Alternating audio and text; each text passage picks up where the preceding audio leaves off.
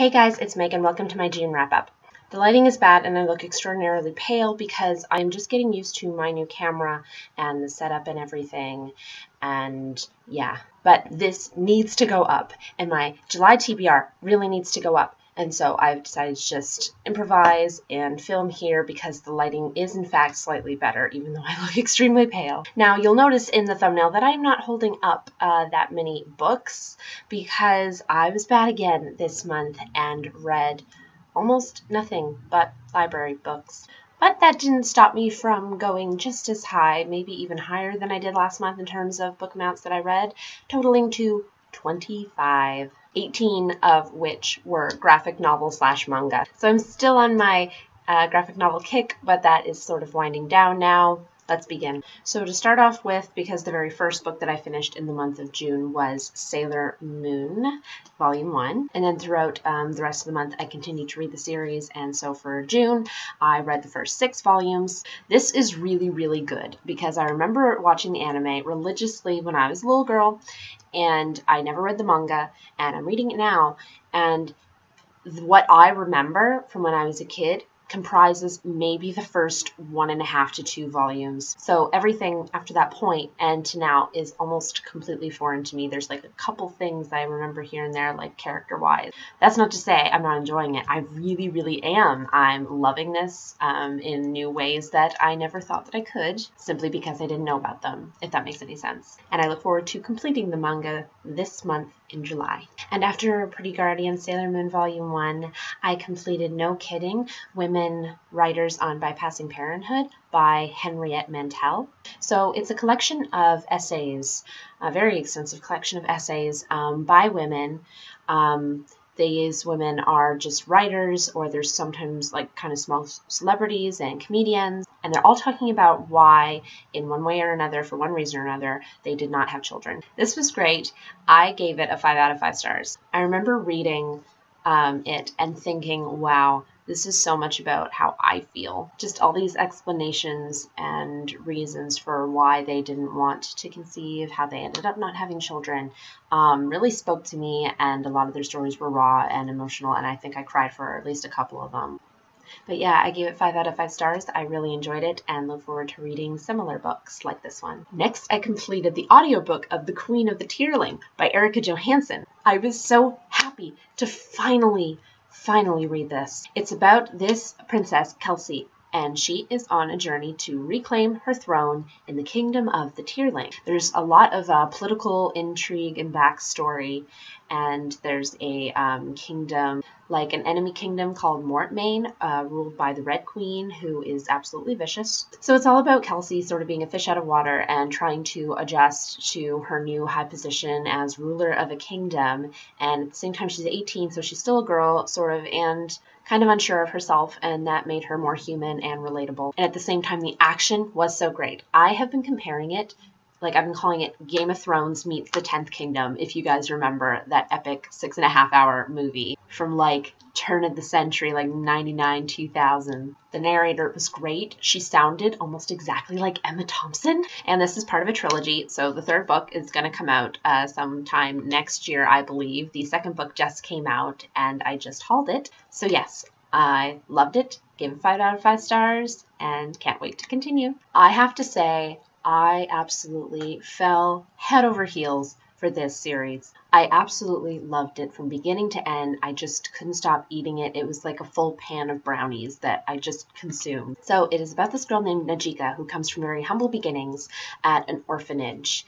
And she gets accepted into this very prestigious school on the basis of her cooking abilities, which is unusual because mostly it's like academic, like book learning type geniuses who get into this school. And as a result, she is kind of seen as like an underling, and she's greatly envied by a lot of the girls. And there's one in particular who decides to make her life a living hell. And this is also partially because Najika is liked by these 2 brothers that are both the sons of the director of the school. It's a little like a soap opera, but not really, because while a romance is a key aspect of the series, the biggest part of it is Najika herself and the food that she makes and the love and nurturing that comes from food. So she does countless recipes throughout this series, and she gives the recipes for how to do them at the end of each volume within the omnibus. So yeah, I blew through this in I think the first couple weeks of June, and I absolutely loved it. I want to get all 4 omnibi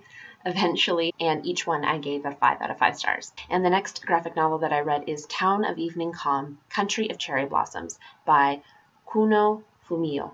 This I also gave 5 out of 5 stars to. It is basically like a 2 short story book. It's like a duology of 2 short stories that they do go together, but they're not like directly following one another, directly related. They both involve the sort of aftermath of Hiroshima. But like I said, they're 2 completely separate stories. One is taking place in 1955, so around 10 years after the bombing, and the other one is more of a closer to modern day, kind of, I think 90s is when it's based. But it has to do with like the after effects, like the health effects in both cases. I found them very beautiful and poetically written and drawn. I loved the artwork. It was very simple, but it spoke volumes. I gave it a 5 out of 5 stars, and I kind of would like to read similar stories about that. I think it'd be really nice. And the next thing that I will talk about, I got through throughout the month as well. 3 books, a trilogy, and it is called the Paper Gods Trilogy by Amanda Sun. So this trilogy is comprised of Ink and Rain and Storm. I loved this series. I no doubt am going to name it, as of now, my favorite trilogy or series that I have read this year in 2015. So it is primarily about this girl, Katie, who goes to live in Japan, in Osaka, with her aunt after her mother has died. And she attends this Japanese school. She makes a couple of friends, and there's this boy, Tomohiro, that she falls in love with. But here's the thing. He is a kami, K-A-M-I, which is a paper god. Basically, he does these drawings, and they come to life. It's really cool. And one of the main things that I loved about this was that there are little drawings. Hang on. These drawings are shown throughout like the book series. So it's complicated because his destiny is basically to die. Like the ink in his blood is at war with Katie somehow her blood or something like brings out an evil within Tomohiro. There are a lot of twists and turns, like plot twists in this, like stuff that I did not expect to happen. But it takes place in Japan, you learn Japanese dialogue, and it's just really wonderful. I understand that the author spent some time in Osaka, and so that's how she was able to put the authenticity into the books. But yes, once I got into them, I could not stop, and the 3rd one came out just at the end of the month, as you saw in my book haul. Yes, 5 out of 5 stars. Love the series so much. I could gush about them all day, and I highly recommend that you pick these up. Next, I got through Love at 14 Volume 1 by Fuka Mitsutani, and it is basically self-explanatory in the title. It's a newer manga series about these 2 14-year-old students who they're really responsible and intelligent in their class, and they start to fall for each other. So it's like kind of coming of age, adolescence stories of first love, and it's okay. I gave it a 3 out of 5 stars, and I have the 2nd volume on hold at the library. I'll continue with it, at least until I find that I can't stand it anymore or something, but I doubt that'll happen. I also completed omnibuses 3 and 4 of Sakura Cardcaptor by Clamp. So I finally completed the series. It was wonderful. I thought the conclusion was perfect and great. If you don't know what it's about, this 10, 11-year-old girl, Sakura, is not forced, but she has to capture all of these cards that she inadvertently released, and they are called cloud cards, and they possess powers. And at the meantime, she is going up against other forces at work. Like I said, I loved the conclusion of the series. I thought it went over really well, and I just loved it. 5 out of 5 stars, both of them, hands down. I also completed the audiobook of The Air Sets Elevator by Lemony Snicket. This is the 6th book in the series of Unfortunate Events series, and it was narrated hilariously by Tim Curry. It was so funny listening to his voice all month, like just hilarious. So in this one, the Baudelaires have been adopted by the Squallers, and they are a rather rich couple who live in the city in like a penthouse, and all they are focused on what's in and what's out. And the whole reason that they adopted the orphans is because orphans are in. Count Olaf shows up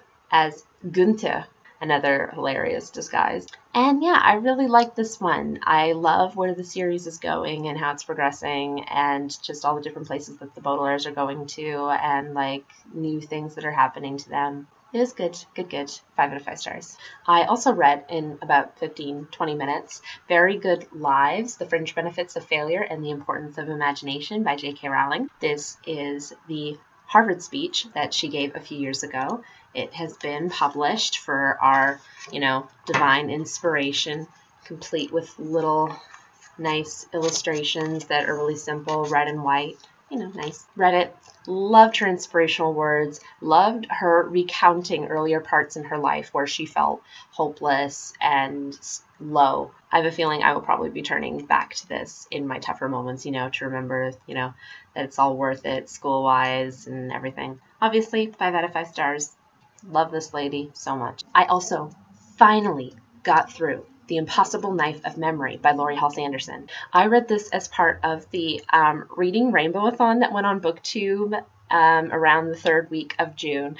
Failed miserably, by the way. I chose to read 6 books with a blue cover, and I think I might have completed 2 books out of that challenge, including this one. But I have had this book for a really long time, and Laurie Halse Anderson is one of my favorite YA authors of all time, so it was about time that I completed this anyway. As usual with her books, once I got into it, I did not want to stop reading it. I just inhaled it all the way through.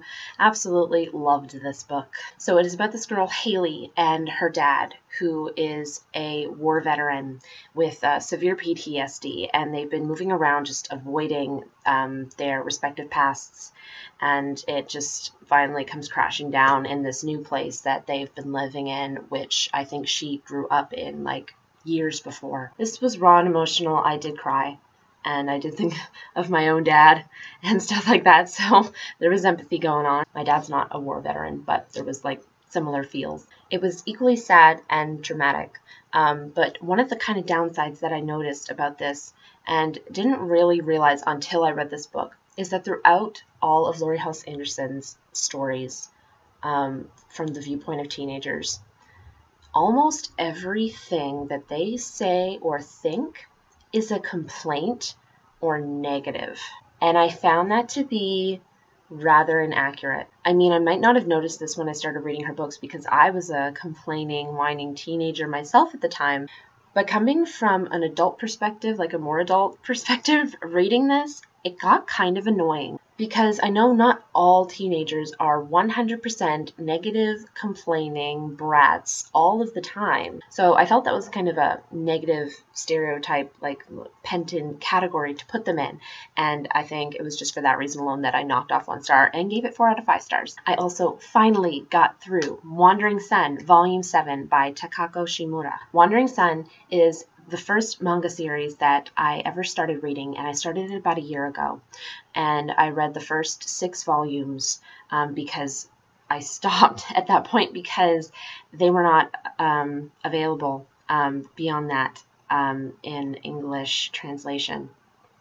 They were available online, and Matt found me a website, but I just wasn't motivated to read things online. I read things on the bus or, when I'm commuting or when I'm at work. But Volume 7 is available at the library. Volume 8 is on its way. I have a hold for it already, and I'm hoping that'll get me remotivated back into the series enough so that I will eventually just read the rest online. Nothing too much happened in this volume, at least that I found. It was more or less a continuation of the same thing where this boy wants to be a girl, and there's other characters around him, her, that want the same, but it's vice versa. It's just like a good slow-paced, like day-to-day kind of life manga. It's not like fantasy or overt romance like some of the other ones that I've been reading. So it's kind of refreshing. I've been really enjoying it, and I hopefully will continue to enjoy it. I also completed Amico Superstar by Mariko Tamaki. This is a short graphic novel about this girl, Emmy, and how she feels a bit like an outcast and a misfit and just wants to fit in, and she finds her place in this sort of freak show. It takes place at a warehouse where all these people perform as freaks, and she becomes one of them in this poetry that comes from a diary that she has pilfered from the people that she babysits for. It's the mother's diary, and she just sort of plagiarizes and takes notes from her diary and reads them out loud at these sort of meetings, talent shows, things. I think I gave it a 4 out of 5 stars. I liked the conclusion. I kind of liked the character development. I guess I just wish it could have been longer and that there had been more, like a bit more to the story. And the second last book that I read this month is The Night Bookmobile by Audrey Niffeninger. I loved this book so much. It is this incredible story about this young woman, and it takes place like just in a few pages. Like, I don't remember how many pages, but it was not a very long book at all. So it takes place over this woman's life, like over most of this woman's life, like from her adulthood into like late adult years. And she has a fight with her boyfriend one night, and so she finds herself out walking all alone around 3 a.m, and she comes across this old Winnebago. And in it, she meets this librarian, this old man who blasts all these old awesome tunes. And she goes in to look at the books and discovers that it's all a complete library of her life. Every book that she has ever read, all the stats and information on her is all cataloged there, like perfectly. It is insane, and it's such a beautiful concept. I wish I had thought of it. I need to own this book because it is so beautiful. It's such a beautiful story. I really think you should read it for yourself though to find out what happens, because I think every book lover should read it. It's like the perfect fantasy for every book lover. Needless to say, I gave it a 5 out of 5 stars. And the last book that I read is Calling Dr. Laura, a graphic memoir by Nicole Georges. So primarily it is about when this woman is in her early 20s or something, and it goes from that to like sort of present day, and in between she does these flashbacks of herself when she's younger. These flashbacks within themselves go from her young primary years up to her teenagehood. Primarily it is about her coming out as a lesbian and her romantic experiences in that way, but in between during the flashbacks it's when she's a child and her mother is with this abusive husband, and sort of her mother's series of failures, like as a parent and as a wife, but primarily as a parent. So like really the main two things, it's about her coming into her own as a homosexual, and her mother, like all the problems that she's had with her mother and not knowing her real father. It really affected me, and I loved how personal she was. She just right down to the bone, and essentially, like in terms of her vulnerability. I love to read anything else she does. She's an old soul. I love her. She loves vintage stuff. She wears these amazing glasses. She's a vegan. She has all these animals. She has so many dogs, and she has these pet chickens. She was just so cool. Loved it, loved her. I give this a 4 out of 5 stars. Alrighty, that is it. That is the insane amount of books that I read this month. Let me know in the comments below if you've read any of them or if you are planning to read them soon. Hope you guys enjoyed this. I will talk to you soon. Have a great day. Bye.